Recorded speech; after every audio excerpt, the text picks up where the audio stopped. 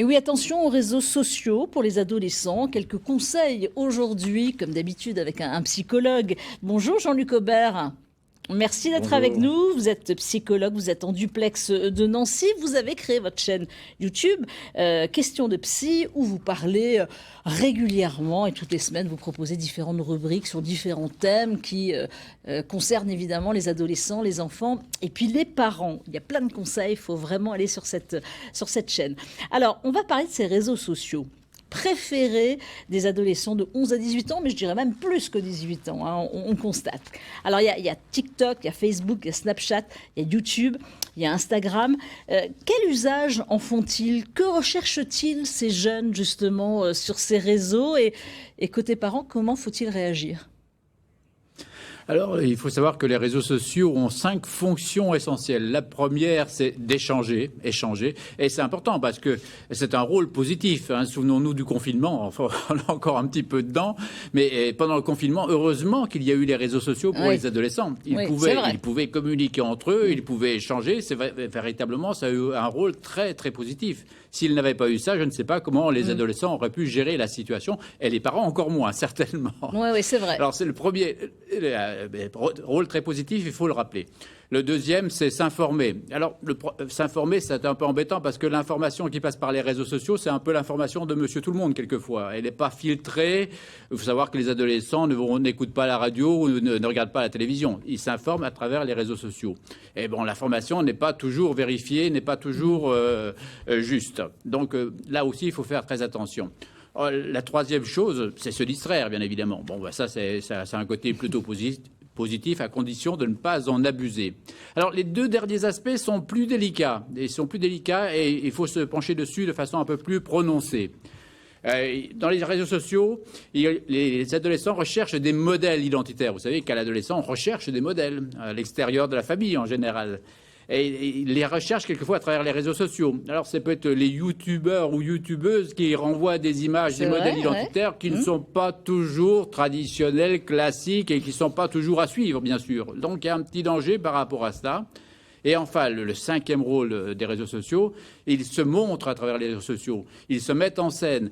Les réseaux sociaux, à ce moment-là, servent un peu de miroir. Vous parlez de TikTok, où ils se mettent en scène. Oui, c'est vrai, on le voit. Snapchat, la story, Instagram, etc. Avec des chorégraphies. Mais bien sûr, voilà, ça sert de miroir. Mais le problème de ce miroir que sont les réseaux sociaux, c'est que ça peut être un miroir très déformant. Et un miroir très déformant et qui amplifie les choses. Et quelquefois, l'image qu'ils cherchent à travers les réseaux sociaux, en se montrant, en se mettant en scène, un peu comme, vous savez, les adolescents, ils se regardent beaucoup dans le miroir. C'est vrai. Le réseau social sert de cela. Mais ce miroir leur renvoie quelquefois une image qu'ils ne voudraient pas recevoir. Et là, à ce moment-là, ça peut poser problème, en particulier pour les adolescents les plus fragiles. Oui, parce qu'il y a cette agressivité, on l'a vu dernièrement au niveau de l'actualité dans différentes villes de France. Véritablement, ça peut être très très grave et il y a cette agressivité due à des photos, due à des commentaires. Qu'est-ce que vous avez à dire justement aux parents? Comment appréhender l'utilisation justement de ces réseaux par les préados, les ados? Il y a des risques, véritablement. Est-ce qu'il faut contrôler? Mais on se dit que, bon, les parents ne doivent pas non plus toujours contrôler. Mais est-ce qu'il faut contrôler? Est-ce qu'il faut leur dire, là, tu vas me poser le portable ou tu vas arrêter? Voilà, qu'est-ce qu'il faut faire? Oui, il y a plein de questions, j'ai bien compris. Donc, la première chose, effectivement, il faut rassurer les parents. Ça n'a d'incidence néfaste que sur les personnalités très, très, très fragiles. Fragiles sur le plan affectif, très, très, très fragiles sur le plan relationnel ou très, très, très fragiles sur le plan culturel.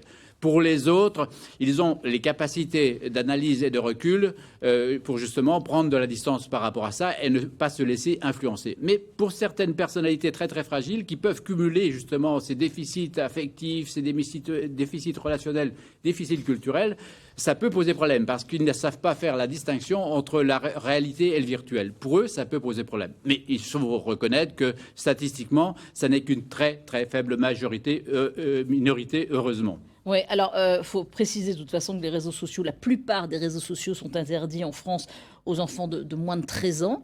Et Oui. on le constate quand il reste des heures et des heures. Là, est-ce que les parents doivent contrôler par exemple, moi, je vois souvent, quand j'ai travaillé ce thème aussi, pas plus de 3 heures pour certains, parce qu'il y a le sommeil aussi, c'est-à-dire qu'il reste...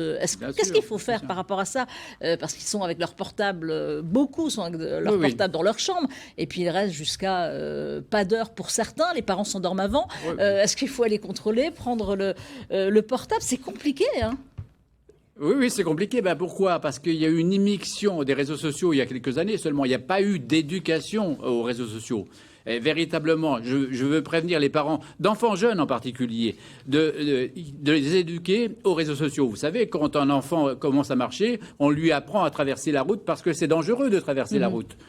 Donc les réseaux sociaux, ça peut être dangereux aussi. Donc il faut les éduquer à ça dès le plus jeune âge. Pour les adolescents, effectivement, aujourd'hui, comme il n'y a pas eu d'éducation, il y a tendance à avoir des excès. Alors, avec son adolescent, s'il y a du dialogue, s'il y a une relation de confiance à la maison, on peut gérer ça sans trop de difficultés. Enfin, sans trop de difficultés relatives. Il y en a toujours un petit peu avec les adolescents, même s'ils vont bien. Donc, pour les autres, on essayera de travailler avec des contrats. J'allais dire justement, faire en sorte que, par exemple, au moment du repas, allez, tout le monde pose le portable. Mais je dis bien tout le monde, les adultes aussi, hein, parce qu'il y a la vertu de l'exemple aussi. Donner l'exemple, c'est ça.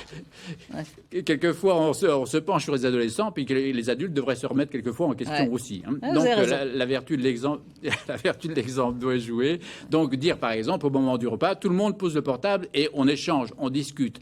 À partir du moment où il y a des symptômes positifs qui sont justement ce dialogue, cette discussion à la maison, ces petits moments de partage, bon, il n'y a pas de risque majeur. Là, les risques sont à partir du moment où il n'y a plus de dialogue, où l'adolescent ne dialogue qu'avec son portable, en quelque sorte. À ce moment-là, c'est très, très dangereux. Mais si autrement, il y a ça à l'intérieur de la maison, alors ça peut être aussi des petits contrats. On lui dit, voilà, tu regardes pendant tant de temps, et après, on passe à autre chose, on fait autre chose. Si on voit que c'est ça, et que l'enfant ne veut plus manger, par exemple, avec les parents, reste dans ça. Parce que, voilà, il y a aussi les jeux, hein, toutes les consoles et tout ça.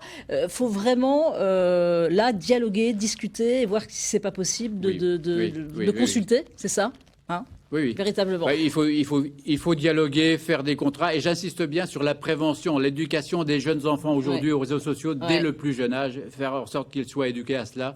Du temps où il faut s'en servir, à quel moment et de quelle façon. Bien sûr. Merci en tous les cas pour tous ces conseils. Je rappelle que votre chaîne YouTube, Question de Psy, justement, où tous ces thèmes sont abordés, hein, les conseils pour les parents, pour les enfants et pour les ados. Les prochains sujets ? Le prochain sujet, c'est à quel âge leur parler de la drogue, précisément. Aussi, évidemment. Eh bien, on reparlera de ça justement dans cette émission. Merci beaucoup, Jean-Luc Aubert, d'être venu à travers le poste de Nancy, en tous les cas, en duplex de Nancy. Merci à vous, Jean-Luc Aubert. Merci.